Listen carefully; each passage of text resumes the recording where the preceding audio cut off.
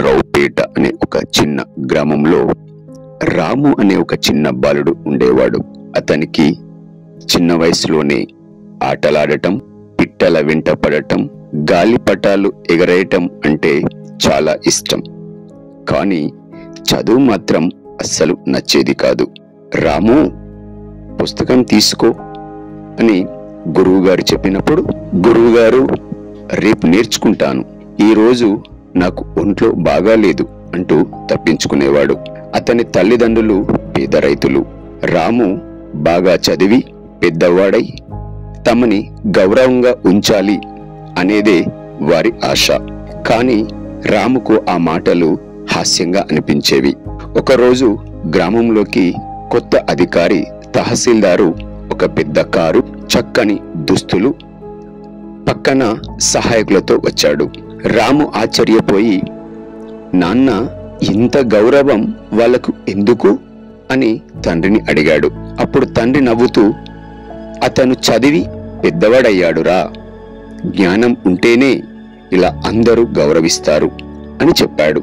ఆ మాట రాముకు మొదటిసారి హృదయాన్ని తాకింది. అతడు ఆ తహసీల్దారు పాఠశాలలో మాట్లాడుతుండగా విన్నాడు. పిల్లల్లారా, పుస్తకం మీకు స్నేహితుడు, చదువు మీకు భవిష్యత్తు, జ్ఞానం మీ చేతిలో దీపం అని తహసీల్దారు చెప్పారు. ఆ మాటలు రాముకి చాలా ఆశ్చర్యాన్ని కలిగించాయి. తర్వాత రోజు నుండి రాము పుస్తకం తెరిచి చదవడం మొదలుపెట్టాడు. మొదట అక్షరాలు గజిబిజిగా కనిపించాయి. కానీ గురువు గారి సహాయం తీసుకొని ప్రతిరోజు గంటసేపు కూర్చొని చదువుతుండేవాడు. తల్లిదండ్రులు గమనించి మన రాము మారిపోయాడు అని అనుకున్నారు. కొద్ది రోజుల్లోనే రాము తరగతి గదిలో మంచి మార్కులు సాధించాడు. అతనికి నేర్చుకోవడం మెల్లగా ఆనందంగా మారింది. ఒకరోజు గురువుగారు ప్రేమగా అన్నారు, జ్ఞానం మనలో వెలుగు రగిలిస్తుంది రాజు, అది ఎవ్వరూ ఆర్పలేరు. పరీక్షల సమయం రాగానే రాము కష్టపడి చదవడం ప్రారంభించాడు. స్నేహితులు ఆటలకి పిలిచినప్పుడు కూడా ముందు పుస్తకం, తరువాత ఆట అని చెప్పేవాడు. పరీక్షా ఫలితాలు రాగానే రాము గ్రామంలో మొదటి ర్యాంకు సాధించాడు. తర్వాత ఓ కార్యక్రమంలో తహసీల్దార్ గారే రాజుకు బహుమతి ఇచ్చాడు. అందరూ చప్పట్లు కొట్టారు. రాజును చూస్తూ తహసీల్దారు చెప్పారు, ఇదే చదువు శక్తి అంటే, ఇది నిన్ను మార్చే మాయాదీపం.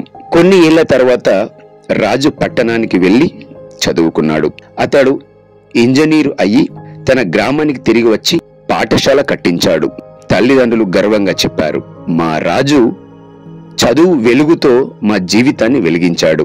రాజు పాఠశాల పిల్లలతో మాట్లాడుతూ, పిల్లలారా, డబ్బు లేకపోవచ్చు, సౌకర్యం లేకపోవచ్చు, కానీ చదువు ఉంటే మీరు ఏదైనా సాధించగలరు అని.